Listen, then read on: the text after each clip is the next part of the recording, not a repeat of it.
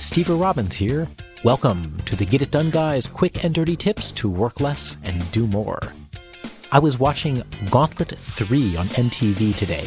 That's a reality TV show where people from other reality TV shows all compete for prizes, obligatorily covered in mud, eating bugs, sleeping with snakes, all that great kind of stuff. The veterans team chose their beds and roommates. They're on the same team and already they're slamming each other. Lock a bunch of people in a room and they turn vicious, backstabbing, sneaky, and manipulative. In business, we call that a meeting. Today, we'll make your meetings less like the Gauntlet and more like Thanksgiving dinner at Beaver Cleaver's house. We'll pick up where Meeting Madness 1 left off. If you listen to Meeting Madness 1, by now you know why you're having meetings. Once you get there, though, you actually need to make the darn thing work. The quick and dirty tip is to assign 3 roles in each meeting: facilitator, timekeeper, and scribe. The facilitator keeps the topic on track. Let's say you're discussing whether to install a new drinking fountain. Naturally, you get diverted into discussions of the impending worldwide water shortage. The facilitator gently brings you back on topic by saying something like, "We won't have a water shortage if we install a new drinking fountain, so let's move on, shall we?" The facilitator also tracks who's been talking and makes sure everyone gets heard. This counterbalances your local alpha male wannabes who dominate by being loud and talking a lot. Sometimes they pound their chest. They get their way because it's easier to give them their way than to ask them to stop with the whole chest thing.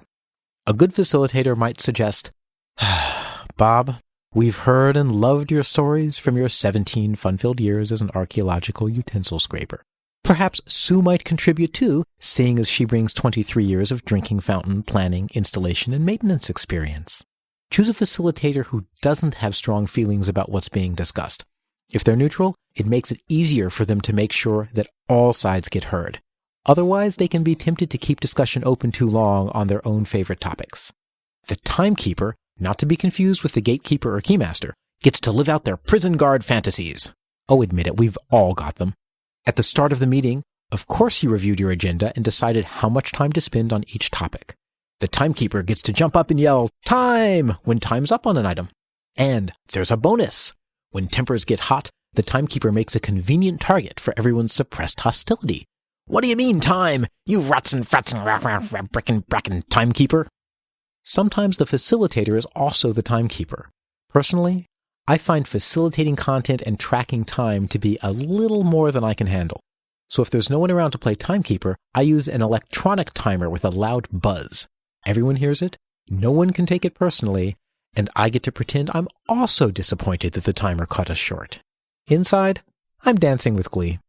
Lastly, the scribe takes notes. They don't have to note everything, but should at least capture key decisions, the broad rationale behind each decision, and action items that come out of the meeting.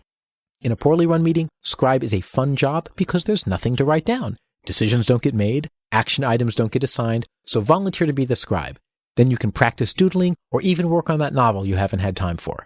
This means you, listener Ken, with the wife, 3 kids, and unwritten novel. What if you don't have enough people to do all 3 jobs? Well, you can certainly combine jobs. Sometimes one person does all 3, but just be careful. It takes a lot of concentration to keep things on track and watch the clock and take notes.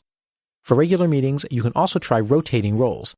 That way, no one can be blamed for manipulating the team meeting since everyone has a chance to do it. And your teammates get to see that it's really not as easy as it looks to run a meeting. The episode 2 teaser for Gauntlet 3 shows Tyler Duckworth and Janelle, both members of the Rookies team, already going at it. Just think how much happier they would be if they had taken the time to assign roles like facilitator, timekeeper, and scribe. Hi, this is Tyler Duckworth from MTV's Gauntlet 3, and you're listening to the Get It Done Guys quick and dirty tips to work less and do more with Steve Robbins. Today we have 3 goodies for you at getitdone.quickanddirtytips.com.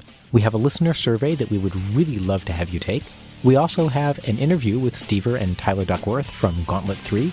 And of course, we have a transcript of this episode. Work less, do more, and have a great life.